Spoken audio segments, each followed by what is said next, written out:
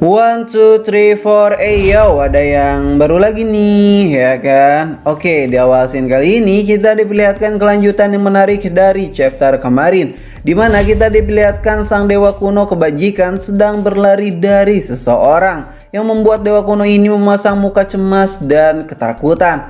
Lalu orang itu berkata, jika dewa kebajikan adalah orang yang begitu naif. Dewa kebajikan yang ketakutan terus berlari dan terus berlari sambil berkata, bagaimana kau mengatakanku sebagai seorang yang begitu naif? Aku adalah salah satu dari dewa kuno. Orang itu mengatakan, kau itu berbohong. Aku dapat melihat semua isi hatimu meski kau dewa kuno sekalipun.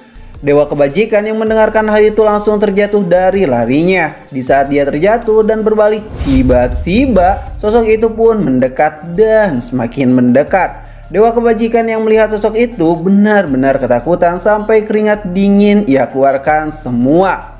Lalu sosok itu berkata, dasar katak bodoh, hari ini aku akan merobek muka naifmu itu, sambil memegang dan merobek wajah dari seorang dewa kuno. Wajah dewa kebajikan pun seketika berubah menjadi wajah yang sangat gosong, yang berteriak di sana sambil menahan semua rasa sakit itu. Dewa kebajikan mencoba berlari menjauh darinya, namun dewa kebajikan benar-benar tak mampu untuk menjauh begitu saja. Sosok itu berkata, wah, ternyata wajah naifmu itu jelek sekali ya. Dewa kebajikan yang takut akan hal itu berteriak sekencang-kencangnya bahwa dia bukanlah orang yang begitu naif. Namun tiba-tiba semua kejadian gila itu ternyata hanyalah sebuah mimpi yang benar-benar membuat takut seorang dewa kuno. Dewa kebajikan yang terbangun oleh mimpi itu mencoba menenangkan dirinya. Ia berdalih kenapa akhir-akhir ini sering bermimpi buruk dan dihantui oleh rasa takut, bahkan sampai ribuan tahun lamanya. Sementara itu, di sisi lain, pertemuan roh bumi dengan kedua dewa terkuat surga benar-benar terjadi. Roh bumi yang baru saja bangkit perlahan-lahan berjalan mendekati dua dewa terkuat saat ini. Suasana mereka bertiga pun begitu menegangkan, karena gak kebayang jika mereka bertiga bertarung dengan sangat serius. Akan seperti apakah dunia alam semesta ini? Roh bumi yang mulai mendekati Dewa Rulai dan Dewa Guanyin sudah mulai bisa merasakan kekuatan orang yang ada di hadapannya itu. Ia mengatakan, jika mereka berdua memiliki perbedaan kekuatan, tapi mereka berdiri di jalan yang sama, sungguh sangat merepotkan. Dewa Guanyin yang mendengarkan perkataan dari roh bumi mengatakan, apa cuma itu yang ingin kau katakan selama ini? Lalu sosok roh bumi yang mengerikan itu hanya tertawa sambil menutup mukanya, yang menandakan bukan hanya itu saja yang ia ingin katakan kepada mereka. Roh bumi yang awalnya menatap dengan bola mata yang kosong, namun tiba-tiba dia pun mengeluarkan mata ganda miliknya itu, yang berwarna merah dan warna hijau. Mata ganda itu sangatlah indah sekali, namun sangatlah berbahaya, yang bahkan mampu membuat Dewa Guanyin serta Dewa Rulai kaget akan hal itu. Roh bumi yang mempunyai kekuatan gila langsung menatap Dewa Rulai dengan tatapan yang begitu sangat serius, hingga Dewa Rulai pun kaget di sana. Sial, roh bumi itu apa yang dia lakukan? Roh bumi mengatakan, hei Dewa Rulai, apakah kau ingin mendengarkan ceritaku? Dewa Rulai yang mendengarkan perkataan roh bumi makin tak percaya dengan kekuatan gilanya roh bumi ini. Bagaimana bisa roh bumi mengetahui yang Dewa Rulai pikirkan? Padahal Dewa Rulai bukanlah dewa kaleng-kaleng. Dewa Rulai mengetahui kalau orang yang ada di hadapannya bukan orang biasa, mengatakan, sial, sepertinya kau tahu semua tentang diriku dengan hanya sekali bertemu saja. Ya, tentu saja aku tahu semua tentang kalian berdua, bahkan secara detail sekali. Namun Dewa Rulai yang mendengarkan hal itu menegaskan kepada roh bumi bahwa Dewa Guanyinlah yang lebih mengenal dirinya dengan lebih baik dibandingkan roh bumi. Begitukah, ucap roh bumi. Tapi temanmu itu juga memiliki batas, ucap roh bumi. Mereka berdua yang mendengarkan hal itu mulai kebingungan apa yang roh bumi maksud itu. Roh bumi mengatakan bahwa dia juga pernah mempunyai seorang teman, dan orang itu adalah dewa kebajikan.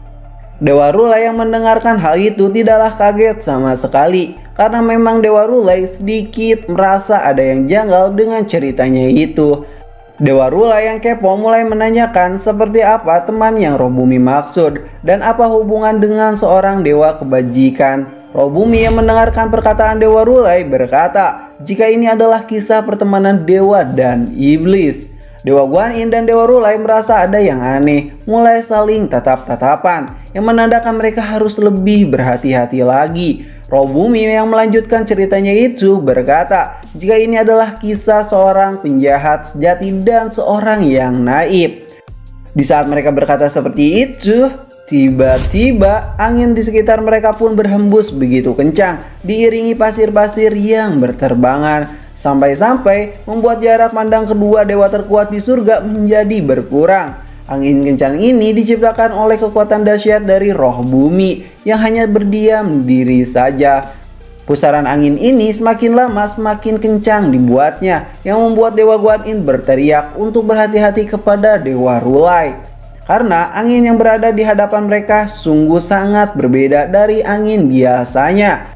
Dewa Rulai yang mendengarkan hal itu mulai mengeluarkan jurus segel emas surgawi untuk menghentikan angin yang berhembus itu. Di saat Dewa Rulai menggunakan jurus itu, tiba-tiba ada seseorang yang terbang di atas kepala Dewa Guan Yin dengan piring terbang khasnya itu, dan orang itu adalah Dewa Kebajikan yang baru bangun dari tidurnya itu dan terusik oleh mimpi buruknya itu. Dewa Kebajikan yang baru muncul langsung terbang ke arah Roh Bumi. Roh Bumi yang menyadari keberadaan Dewa Kebajikan berkata, "Hah, akhirnya kau datang juga." Dewa Kebajikan yang kesal akan hal itu langsung menyerang Roh Bumi dengan ajimat-ajimat miliknya. Rasakan ini, jurus kuno segel terlarang.